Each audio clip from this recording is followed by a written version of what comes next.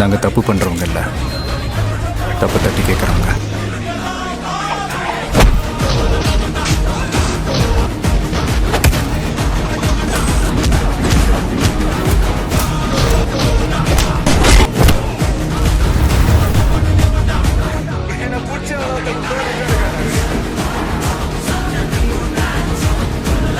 கெரியரின் உச்சத்தை எப்படி என்னோட கெரியரின் உச்சத்தை உதறிட்டு அந்த ஊதியத்தை உதறிட்டு உங்க விஜயா உங்களை மட்டுமே நம்பி வந்திருக்கேன்.